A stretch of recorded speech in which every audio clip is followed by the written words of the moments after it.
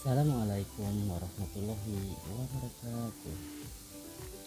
Dalam kesempatan ini kita akan mempelajari konsep hukum halal dan haram dalam Islam yang sangat penting untuk dipahami oleh setiap muslim dalam kehidupan sehari-hari.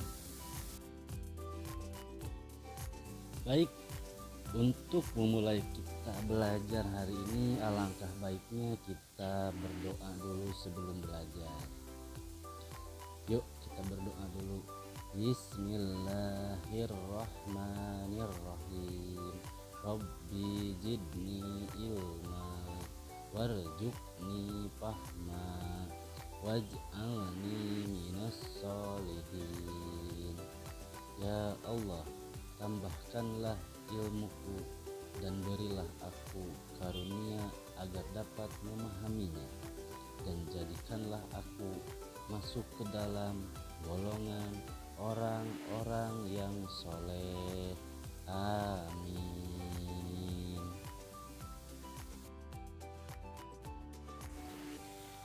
Kali ini Bapak akan bacakan dulu tujuan pembelajaran dalam materi hukum halal dan haram.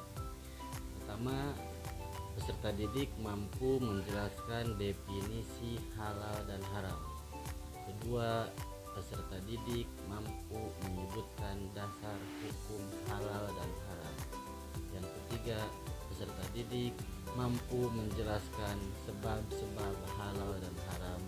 Dan yang keempat, peserta didik mampu menerapkan ketentuan halal dan haram dalam kehidupan sehari-hari.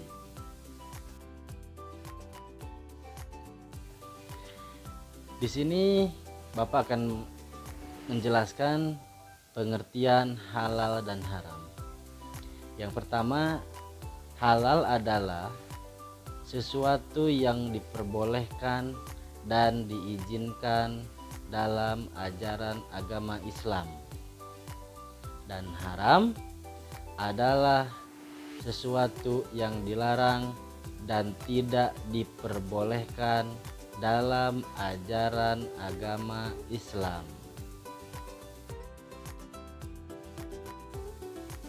Di dalam Al-Quran juga sudah dijelaskan tentang halal dalam surat Al-Baqarah ayat 168 yang berbunyi, Ya ayyuhan nas kullu mimma fil ardi halalan thayyiba wala tattabi'u khutuwatis syaiton innahu lakum aduwwum mubin.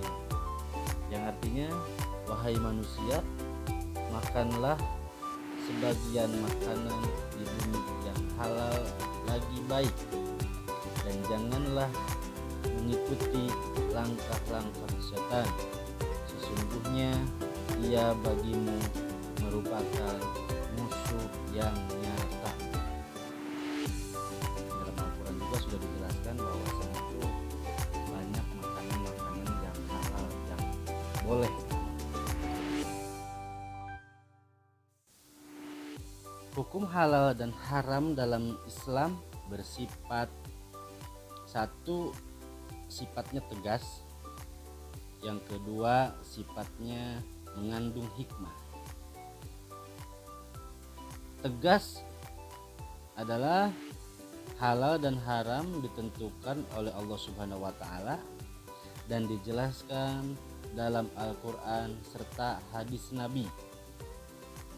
Dan yang kedua, hikmahnya, hal-hal yang dihalalkan baik untuk kesehatan, kebahagiaan, dan kehidupan manusia, sedangkan hal-hal yang diharamkan dapat membahayakan manusia. Dalam hadis, halal itu jelas dan haram itu jelas. Di antaranya kedua terdapat perkara-perkara syubhat, yaitu meragukan.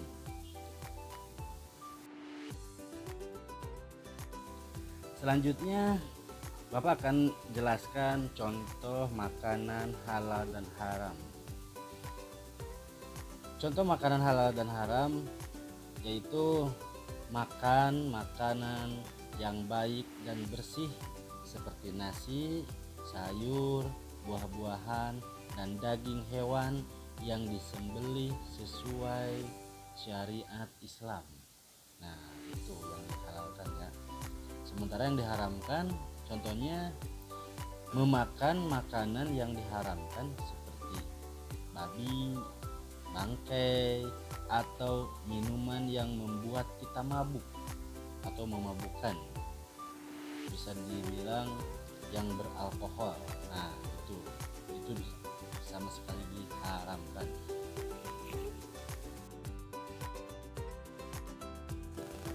Ya, di sini akan dijelaskan lagi sebab-sebab halal dan haram. Sesuatu yang dinyatakan halal atau haram dengan alasan atau disebabkan sumbernya, misalkan makanan atau minuman yang berasal dari bahan yang baik adalah halal, sedangkan yang berasal dari bahan najis adalah haram. Dan yang kedua, cara memperolehnya. Barang yang diperoleh dengan cara jujur dan halal adalah halal, sedangkan yang diperoleh dengan cara curang, apalagi dengan cara mencuri, itu bisa disebut haram. Yang ketiga, dampaknya. Hal-hal yang membahayakan tubuh, akal, atau moral seperti narkoba, alkohol, nah itu haram atau diharamkan oleh syariat Islam.